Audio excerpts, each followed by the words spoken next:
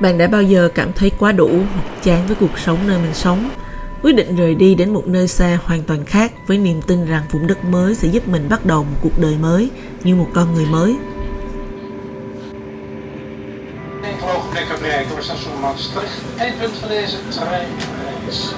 Hai năm rưỡi trước mình rời Sài Gòn đến Maastricht trong những ngày tháng dịch, rời khỏi comfort zone với rất nhiều mộng tưởng.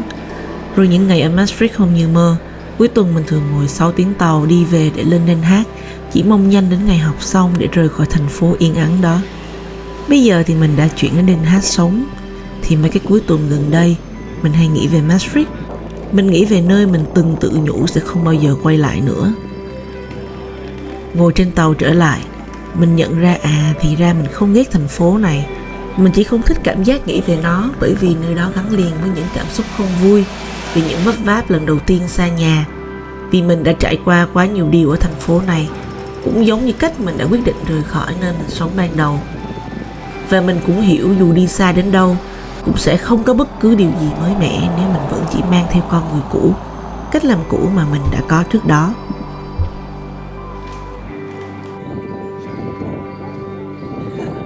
Bước xuống ga Maastricht ra ngoài thành phố, những ký ức tự nhiên ùa về trong mình. Đó là nơi mình hay ngồi trong những ngày chạy deadline, là con đường về nhà mỗi ngày. Đằng kia là quán bánh mình hay mua, chỗ này là nhà hàng kỷ niệm mình thích nhất, là con đường ra sông sang khu phố mua sắm mà mình đi hàng trăm hàng ngàn lần, là bến cảng đón tàu đi ngắm sông Maas mà mình đã từng bỏ lỡ, để rồi suốt 1 năm ở đây vẫn không có lần nào đi được nữa.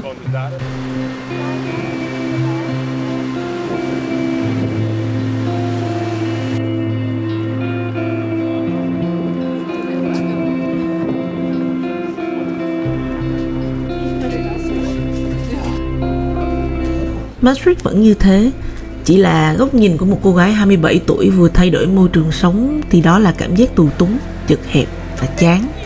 Còn cô gái trở lại bây giờ thì thấy nó bình yên, vắng lặng và nhỏ nhắn. Thế nên mình nghĩ thứ có thể thay đổi là bản thân mình, và sự tích cực sẽ từ mình tỏa ra bên ngoài, chứ nó không phải là điều mà mình mãi mê đi tìm ở nơi mình sống, cho dù mình có đi xa đến đâu.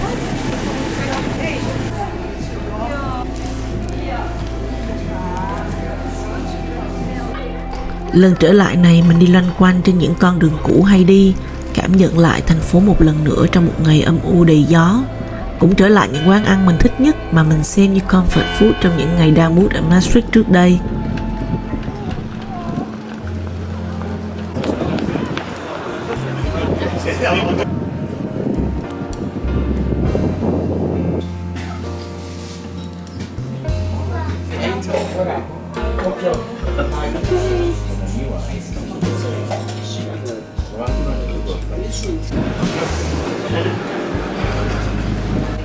Nếu bạn cứ đến Maastricht một ngày nào đó thì chắc chắn phải dành thời gian ở nhà sách Dominican, đặt trong không gian nhà thờ từ thế kỷ thứ 13.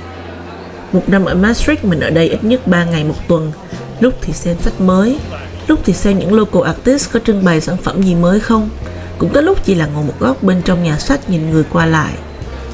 Trước khi trở thành hiệu sách thì nhà thờ này đã từng là trung tâm lưu trữ của thành phố, là nơi giữ xe đạp và cũng từng là điểm hẹn của mỗi mùa Carnival. Có người ở Maastricht còn nói với mình, trước đây họ gọi nơi này là điểm hẹn của nụ hôn đầu mỗi mùa lễ hội.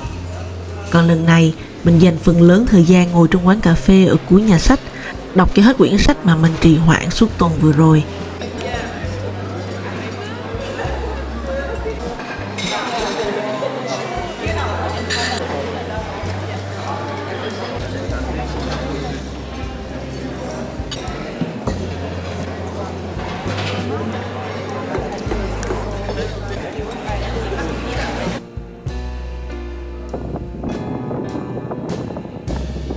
Sự bất ngờ của lần trở lại này đó là lang thang, vậy mà mình đã đi vào những con đường, đến những khu mình chưa từng đến trong suốt 9 tháng ở Maastricht, trong khi những tưởng mình đã thuộc từng viên gạch của thành phố nhỏ này. Có những khu nhà làm phô mai, nơi xử lý nước của thành phố, hay những công viên gần thư viện đại học mà mình chưa bao giờ đến, hoặc cũng có thể mình đã từng đi qua mà chưa từng dừng lại. Nơi mình sống luôn có rất nhiều thứ để cho đi, chỉ là người trong thành phố mải mê với những vấn đề của mình và chưa từng nhìn lại. Chắc vì thế nên chỉ khi xa nhau người ta mới nhớ thành phố nhiều và mở lòng với nơi mình sống hơn bao giờ hết. Tâm trạng của mình lúc này thực sự khó tả, giống như mình nhìn thấy chính bản thân mình của 2 năm rưỡi trước, mơ hồ và vô tư, nhớ về những động lực mình đã từng có, lý do mà mình đã chuyển đi xa nửa vòng trái đất, và nhớ tại sao mình ở đây và đã trải qua những gì để có thể rải bước lần nữa ở một nơi mà thậm chí trước khi đến mình còn không biết tên thành phố này là ở đâu. Cuộc sống thật diệu kỳ theo cái cách mà người ta từng buồn, từng tổn thương, từng nghĩ mình không muốn vượt qua một giai đoạn nào đó, nhưng người ta vẫn bước ra ngoài, trải qua những ngày tháng khó khăn nhất, đối mặt với sự không thoải mái và dũng cảm chọn đương đầu với thử thách để tìm thấy một phiên bản khác của mình. Step out of comfort zone chưa bao giờ là lời đảm bảo cho việc mình sẽ tìm thấy một tương lai hứa hẹn. Nhưng với mình, ít nhất nó đã chỉ hướng cho mình tìm thấy vùng đất hứa bên trong chính mình. Mà từ đó, mình biết rằng dù đi con đường nào, mình cũng có thể làm tốt hơn. Thế nên đến cuối cùng, mình tin nơi mình đến là nơi mình phải đến, và những người mình gặp cũng là người mình phải gặp, cũng không có điều gì là vô nghĩa cả. Cho nên mình chưa bao giờ phải hối tiếc. Như cái cách mình gặp Maastricht trong lúc không chờ đợi nhất, đã ở lại, trưởng thành, rời đi rồi cũng trở lại.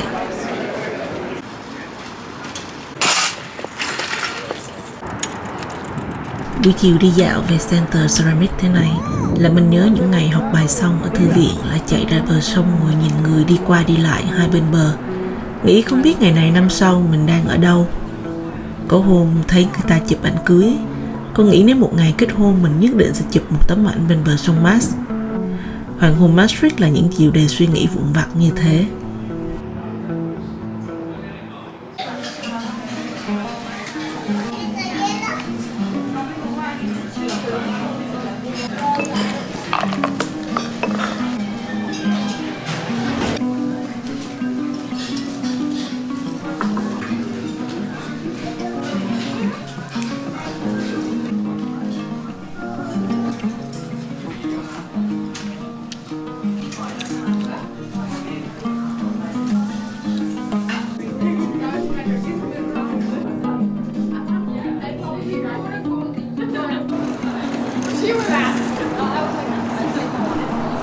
Chắc đây là một trong những ngày mình đi lang thang Maastricht nhiều nhất. Nhớ về những người đã từng ở đây, nghĩ về những mộng tưởng màu hồng ngày đầu. Nhớ đêm cuối cùng ở Maastricht sau lễ tốt nghiệp, mình đi chơi trong game center rồi cùng bạn chạy ra giữa cây cầu bắc qua sông Maas nói lời tạm biệt thành phố lúc nửa đêm. Cũng nghĩ rời khỏi đây sẽ là một hành trình mới.